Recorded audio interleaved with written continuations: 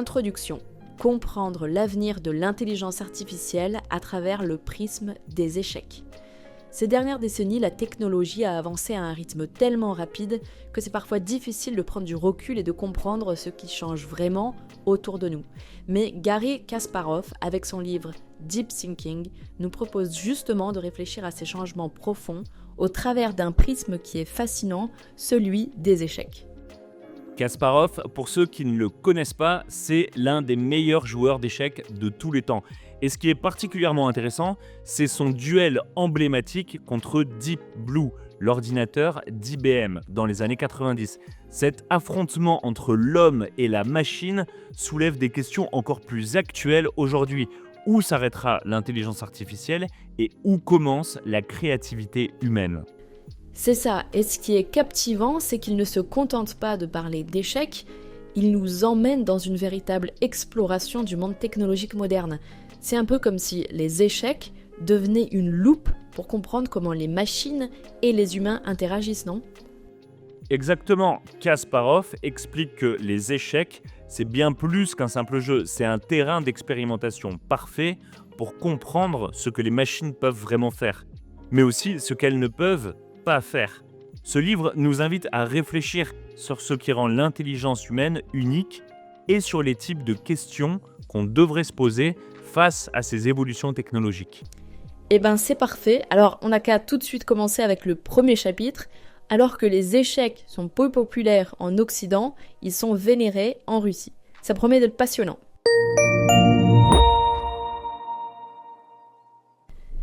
Chapitre 1. Alors que les échecs sont peu populaires en Occident, ils sont vénérés en Russie. Mais pourquoi est-ce qu'on a une telle différence culturelle ? En Occident, les échecs traînent une certaine réputation. C'est souvent perçu comme un jeu réservé aux nerds ou aux excentriques. Kasparov le souligne d'ailleurs, il a donné de nombreuses interviews où il parlait politique ou histoire, mais les médias le réduisaient toujours à cette image de joueur d'échecs un peu bizarre. Pourtant, les joueurs d'échecs sont juste des gens ordinaires qui ont juste une passion extraordinaire et un talent particulier. C'est vrai qu'en Occident, les échecs, c'est pas forcément autant valorisé, surtout à l'école par exemple, non ? C'est ça, dans beaucoup d'écoles, les joueurs d'échecs sont loin d'être au sommet de la hiérarchie sociale. Mais ça commence à changer, notamment aux États-Unis, grâce à des programmes scolaires qui intègrent les échecs. De plus en plus d'enfants découvrent que c'est un jeu qui est quand même amusant et très stimulant. Ça contraste fortement avec la Russie, où les échecs, c'est une véritable institution. Qu'est-ce qui rend les échecs alors si spécial en Russie ? En Russie, les échecs, c'est profondément ancré dans la culture. Pendant la période soviétique, c'était presque un sport national, largement encouragé et valorisé. Même après la révolution russe, les traditions aristocratiques autour des échecs ont été préservées et adaptées. Par exemple, les militaires pouvaient être dispensés de service actif pour participer aux compétitions nationales. C'était une manière d'exalter le jeu tout en renforçant l'image de l'élite soviétique. Donc en fait, un simple jeu peut refléter autant de différences culturelles. C'est vraiment intéressant. Qu'est-ce qu'on va voir dans le prochain chapitre ? On va voir comment l'intelligence artificielle a évolué, passant de l'entraînement contre des amateurs à défier les meilleurs grands maîtres.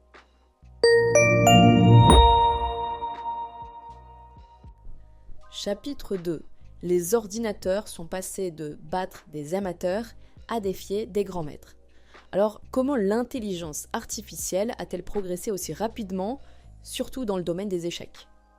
Au départ, c'était loin d'être impressionnant. Dans les années 50, quand les premiers ordinateurs ont vu le jour, l'idée qu'ils puissent jouer aux échecs, ça semblait un peu fantaisiste. Pourtant, en 1956, dans un laboratoire de Los Alamos, on a vu naître un premier prototype, le Maniac 1. Il pesait près d'1 tonne et il n'avait pas assez de mémoire pour gérer un échiquier complet. Alors ils ont dû utiliser un plateau réduit, sans les fous. Et alors, qu'est-ce que ça a donné ? Ça n'a pas donné grand-chose, au début en tout cas. Même avec des avantages comme jouer sans la reine adverse, l'ordinateur perdait contre des amateurs.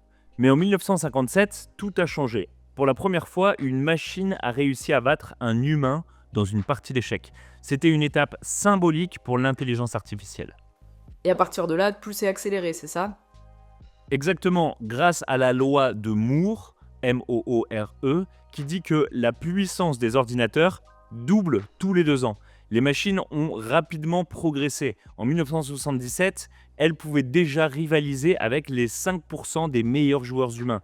Une avancée majeure qui a été l'introduction d'Alpha-Beta, un algorithme qui permettait aux ordinateurs de ne calculer que les coups les plus prometteurs, économisant ainsi du temps tout en prenant les décisions stratégiques les meilleures à chaque fois. Donc à partir de là, les ordinateurs ont commencé à défier des grands maîtres. C'est ça, et c'est ce qui a marqué le début de leur domination, et ça ne s'est jamais arrêté. Les machines étaient capables de simuler de plus en plus de coups à l'avance, de mouvements à l'avance. Elles étaient capables d'évaluer des millions de possibilités et de limiter leurs erreurs tactiques. Et dans le prochain chapitre, on va explorer cette évolution. Comment les ordinateurs commencent à remplacer les humains, et est-ce que c'est vraiment un problème au final ? Chapitre 3. Les ordinateurs remplacent les humains au travail, mais c'est pas une catastrophe. Alors, est-ce que c'est vraiment une bonne chose ou une menace pour nos emplois? C'est une question qu'on entend de plus en plus souvent. Et elle n'est pas nouvelle, elle est assez vieille cette question. Les machines qui remplacent les humains, ça remonte déjà à la révolution industrielle. Déjà à cette époque, les équipements agricoles et les machines de fabrication ont rendu obsolètes des métiers manuels comme celui d'horloger par exemple, ou d'assistant de laboratoire.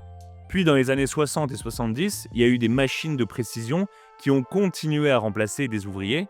Et plus récemment, avec la révolution numérique, cette révolution elle a eu un effet exactement similaire, c'est-à-dire qu'elle a éliminé une grande multitude d'emplois dans les services. Et ça touche qui exactement, ces remplacements? Est-ce que ça touche uniquement les emplois qui sont peu qualifiés?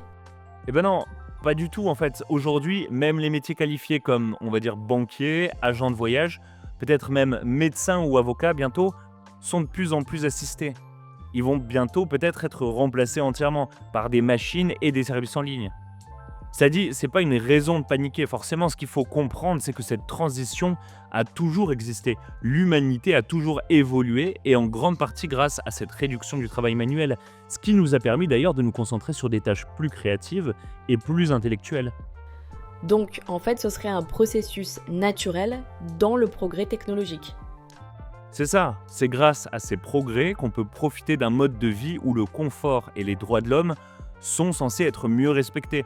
Par exemple, aujourd'hui, au lieu de retourner à des métiers épuisants physiquement, les gens sont redirigés vers des rôles qui émergent avec ces nouvelles technologies. Ce qui est essentiel, c'est d'apprendre à s'adapter avec notre temps. C'est vrai, mais du coup, comment ça se manifeste dans des domaines comme les échecs? Ça c'est une bonne question. Dans le prochain chapitre, on va voir comment l'intelligence artificielle continue de se développer et comment elle donne naissance à de nouvelles machines spécialisées, dans les échecs en particulier, et de plus en plus performantes. Chapitre 4. L'intelligence artificielle évolue rapidement, donnant naissance à de nouvelles machines d'échecs. Alors, jusqu'où ces machines peuvent-elles vraiment aller? On est déjà dans un monde où des robots peuvent non seulement jouer aux échecs, mais aussi exceller dans ce domaine. En septembre 2016, Kasparov a visité un centre de robotique à Oxford où il a vu un robot appelé Artie, capable de jouer aux échecs à un très haut niveau. Ce type d'évolution montre que les machines deviennent de plus en plus essentielles dans des domaines qu'on aurait autrefois réservés uniquement à l'humain. Mais est-ce que ces machines peuvent vraiment penser comme des humains? C'est là que ça devient intéressant. Pendant longtemps, on disait que les ordinateurs ne pouvaient pas formuler de vraies questions, mais seulement des solutions. Mais aujourd'hui, avec des outils comme Google Assistant ou Alexa, ils apprennent à poser des questions basées sur les données qu'ils collectent. Ils ne comprennent pas encore le contexte comme un humain, mais ils sont capables d'anticiper certaines réponses de manière très sophistiquée. Et dans les échecs, comment ces progrès se traduisent-ils? Dans le passé, les ordinateurs suivaient des stratégies qui étaient prédéfinies. Par exemple, ils savaient qu'une reine vaut plus qu'une tour grâce aux règles programmées par des humains à la base, en amont. Mais aujourd'hui, les chercheurs essayent de créer des machines qui découvrent par elles-mêmes quelles stratégies sont plus efficaces. On leur enseigne juste les bases et elles trouvent ensuite de nouvelles approches totalement inédites qu'on n'avait jamais découvertes avant. Ce qui est fascinant, c'est que ces machines peuvent aussi enseigner ces stratégies aux humains par la suite. Ah oui, ok, des machines qui enseigneraient aux humains des progrès qu'elles ont faits elles-mêmes. Ça ouvre plein de nouvelles perspectives en fait. Qu'est-ce qu'on va voir dans le prochain chapitre ? Eh ben, dans le prochain chapitre, on va parler d'une différence essentielle entre les humains et les ordinateurs. Pour les humains, les échecs sont psychologiques, mais pour les ordinateurs, c'est purement stratégique. Un point de vue fascinant à découvrir.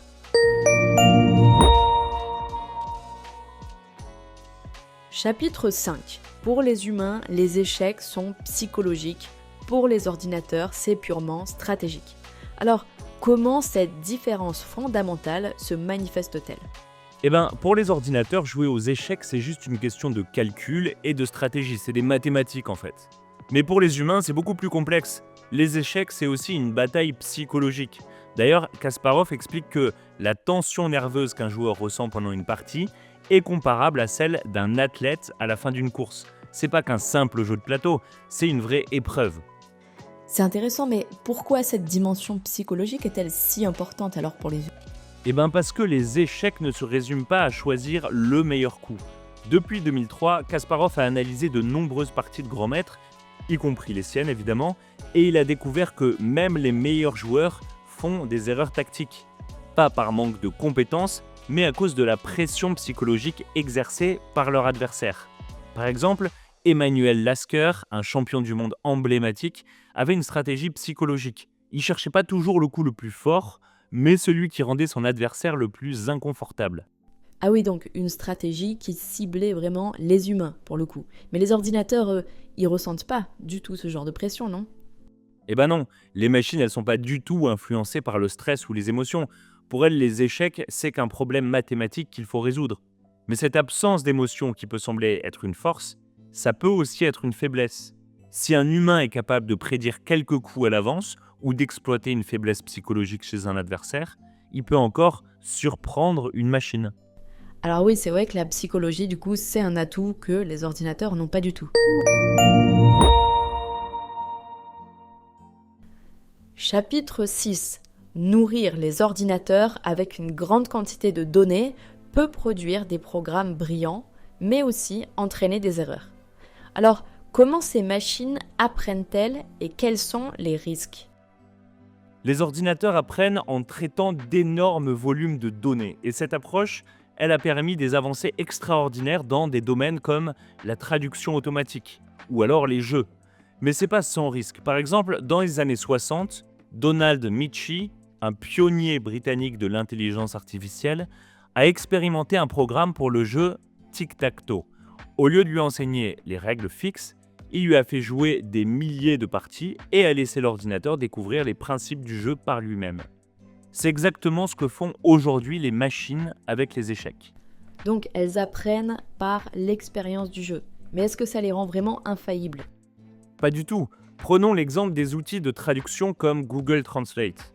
Ces systèmes ne comprennent pas les langues, ils se basent simplement sur des millions d'exemples traduits par des humains. Résultat, ils peuvent produire des traductions vraiment impressionnantes, mais aussi quelques erreurs qui nous paraîtraient très grossières. Et dans le domaine des échecs, on a vu des machines mal interpréter des données. Par exemple, dans les années 80, Michie a créé un programme qui jouait comme un grand maître. Mais il y avait un problème, c'est que la machine avait appris qu'un sacrifice de la reine pouvait être une stratégie gagnante. Mais elle ne comprenait pas quand ni pourquoi il fallait utiliser cette technique. Elle appliquait donc ce mouvement, des fois, à un moment qui paraissait ridicule. Ah oui, donc c'est très intéressant de voir ce que les machines, bien que très puissantes, peuvent être limitées aussi par leur dépendance aux données. C'est ça, et c'est un véritable paradoxe, c'est que les ordinateurs savent beaucoup de choses, évidemment, mais sans véritablement comprendre ces choses. Et c'est là que les humains restent quand même supérieurs dans leur capacité à analyser le contexte qu'il y a autour.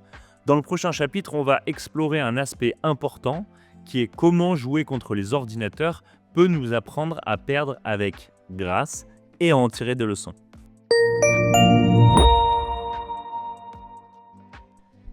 Chapitre 7. Perdre n'est jamais facile, mais jouer contre les ordinateurs peut vous apprendre à perdre avec grâce. Alors, qu'est-ce que Kasparov a appris de ses confrontations avec les machines ? Pour commencer, Kasparov, comme tout bon compétiteur, détestait perdre. Il raconte que ses défaites contre des humains lui causaient des nuits sans sommeil et parfois même des grosses crises de nerfs. Mais il insiste sur un point essentiel. Pour être un très bon joueur, il faut que la peur de perdre soit moins forte que l'envie de gagner. Sinon, on abandonne avant même d'essayer. Ah bah oui, mais qu'est-ce que du coup il en était de ces parties contre les ordinateurs? Est-ce que c'était différent avec eux? Oui, complètement. Il a joué pour la première fois contre un ordinateur, Fritz 3, en mai 1994. Au début, il avait un avantage contre l'ordinateur, mais il a fini par faire une erreur stratégique. C'était un tournoi Blitz où les joueurs n'ont que quelques secondes pour réfléchir et l'ordinateur a profité de cette faiblesse pour remporter la victoire. C'était un moment qui a été historique, la première fois qu'un ordinateur battait un champion du monde. Et après ça, il a affronté Deep Blue, non? C'est ça, et c'était en 1996. IBM a organisé un tournoi où Kasparov a affronté Deep Blue. La machine a remporté une des parties, marquant une étape importante pour l'intelligence artificielle. Lors du match revanche en 1997, Deep Blue a gagné le tournoi. Pour Kasparov, c'était une révélation. Les machines allaient continuer à progresser et il devait accepter qu'elles surpasseraient un jour les humains dans ce domaine et de manière définitive. Donc ces parties lui ont appris à accepter la défaite en fait. On peut dire ça comme ça, ouais. Jouer contre les machines, ça lui a appris l'humilité et la nécessité de voir chaque défaite comme une opportunité d'apprendre. Dans le prochain chapitre, on va explorer un autre aspect fascinant des échecs, leur relation avec la triche et pourquoi les ordinateurs n'y échappent pas non plus.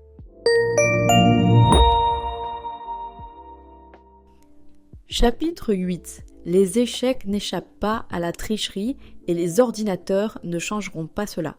Mais en quoi cette tricherie influence-t-elle le jeu? Même dans un jeu aussi noble que les échecs, la tricherie est bien présente. Prenons un exemple célèbre. En 1978, lors des championnats du monde aux Philippines, Anatoly Karpov a engagé un psychologue pour fixer son adversaire, Viktor Kornstein, pendant les matchs.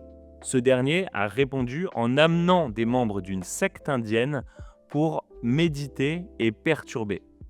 Les accusations mutuelles allaient dans tous les sens. Chaise suspecte, lunettes bizarres, il n'y a rien qui a été laissé au hasard. Et aujourd'hui, avec les ordinateurs, est-ce que la tricherie a complètement disparu? Pas du tout. Les ordinateurs ont même ajouté des nouveaux défis. Par exemple, lors de la revanche de Kasparov contre Deep Blue en 1997, la machine a été redémarrée 2 fois au cours des 6 matchs qui ont eu lieu. Ce redémarrage, il pouvait changer les décisions prises par l'ordinateur. Ça a créé une incertitude sur l'intégrité des parties. Ces interventions techniques, elles peuvent parfois donner un avantage inéquitable aux machines, même si c'est encore accepté évidemment. Donc la tricherie existe encore, mais sous une autre forme en fait. C'est ça, mais les échecs, ça reste un jeu complexe et magnifique, où la maîtrise humaine et l'évolution technologique coexistent. Dans la conclusion, on va voir comment Kasparov résume tout ça et ce que l'avenir réserve aux échecs et à l'intelligence artificielle.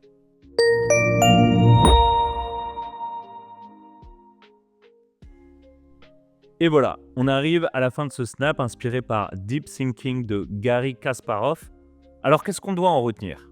Ce voyage à travers les échecs et l'intelligence artificielle, il nous a principalement montré comment la technologie progresse à un rythme incroyable, jusqu'à surpasser l'intelligence humaine dans certains domaines. Les ordinateurs, grâce à leur capacité à traiter des quantités gigantesques de données, ont déjà battu les plus grands maîtres d'échecs. Mais c'est encore que le début. On est à l'aube d'une nouvelle révolution dans l'intelligence artificielle. Les machines commencent à apprendre à poser des questions, à analyser les données et à proposer des solutions indépendamment des humains. Si cette évolution se confirme, on entrera dans une ère totalement inédite. Mais ce qu'il faut vraiment retenir, c'est que vous n'avez pas besoin d'être un grand maître pour tirer des enseignements de ce voyage. Que ce soit dans les échecs ou dans d'autres domaines, l'équilibre entre la maîtrise humaine et la puissance des machines ouvre plein de perspectives fascinantes sur ce que signifie être un humain dans un monde où la technologie continue d'évoluer en permanence. Merci beaucoup pour ce résumé qui est vraiment passionnant. Et merci à vous aussi qui avez suivi ce snap jusqu'au bout. continuez à cultiver votre curiosité et à explorer des sujets captivants avec nous. Je vous dis à très bientôt pour un prochain Snap.